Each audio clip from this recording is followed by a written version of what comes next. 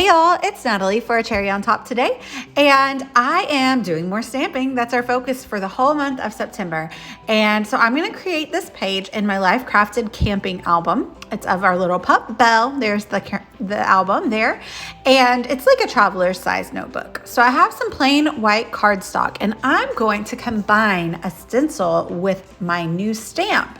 I have the Bubble Cling stamp. There's an example of where we're going here.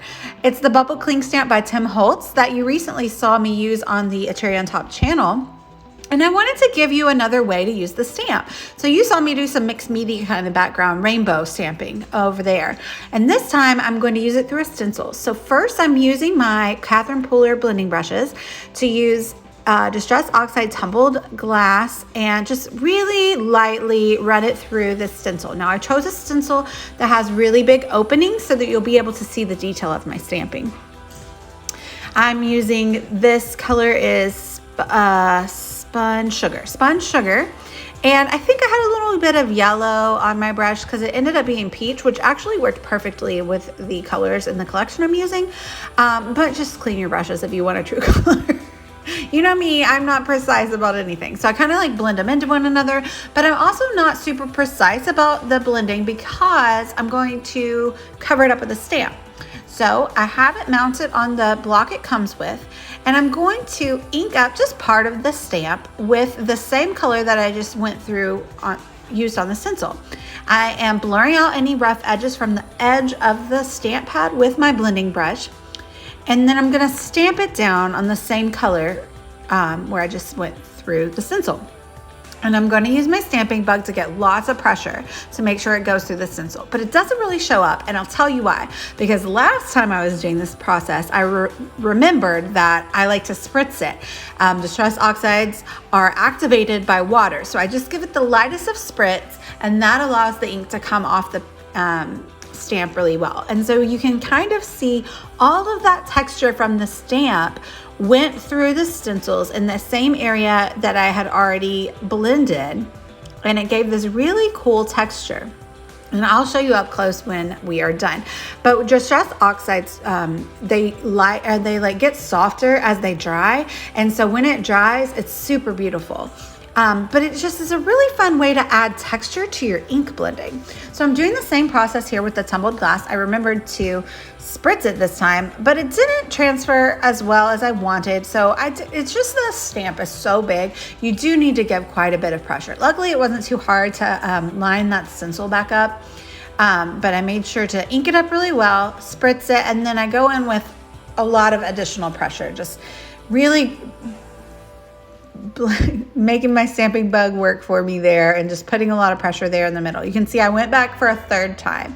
And because of the nature of this lovely abstract stamp, it doesn't really matter if you stamp over itself because it's abstract.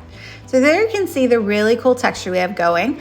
And this technique would work really cool with like a darker color over a lighter color, but like not the exact same color. That would be really cool. But there's a close-up. I'm just loving the way that looks. I definitely will be doing this again. You could also do this with like, embossing ink and then do some heat embossing through. That would look really cool. I like that idea. You would have to make sure that your Distress Oxide dried first, however. So I'm combining a few collections here that I found work really well together. I'm using the die cut ephemera from Live and Let Grow by Jen Hadfield, and that, excuse me, goes really well with the colors from Simple Stories Safe Travels, as well as Maggie Holmes' Round Trip. So I'm using the Round Trip 6x8 paper pad to add a strip of striped paper at the top and bottom of my page, as well as to back my photo. So I really like that this paper had the blue and the pink that I used on the background, and just all the other colors that are kind of in the die cuts and in the stickers I plan to use. So we were just camping on fall break last year, and we always like to take our little mini golden doodle with us. She's a little timid, and so this might be terrible, but when we take her camping, she's like the best dog ever just because she's a little bit nervous about everything. I'm using the cherry tape there because I decided that would be easier than maybe like not being able to get the ATG gun directly onto that skinny little strip.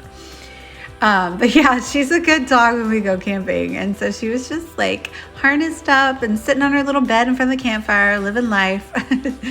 She was cute. She did really well. And we went on a hike. And at one point in the hike, it said it was steep, but we didn't realize that it needed like a ladder almost.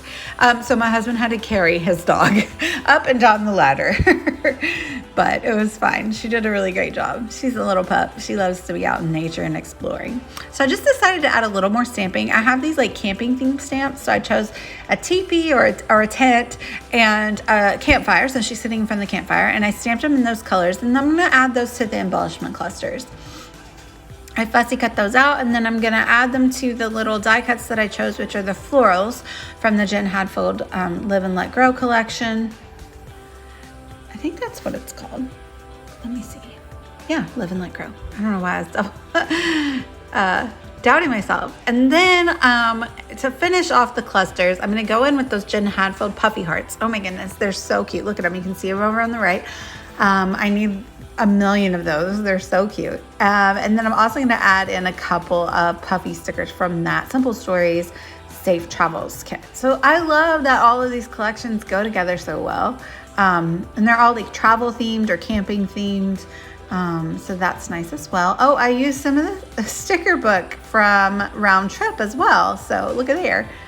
Everything working together. So those I used some like a transparent sticker, and I used a word sticker, cardstock sticker.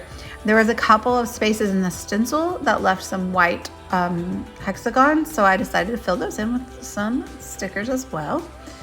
And then there was an adventure sticker in pink that on that sheet, so that was perfect. So I think we're done. I'm gonna link down below with the blog link for Cherry on Top and my affiliate link if you would like to go grab any of these products. I think they're pretty much all in stock, so that's really fun.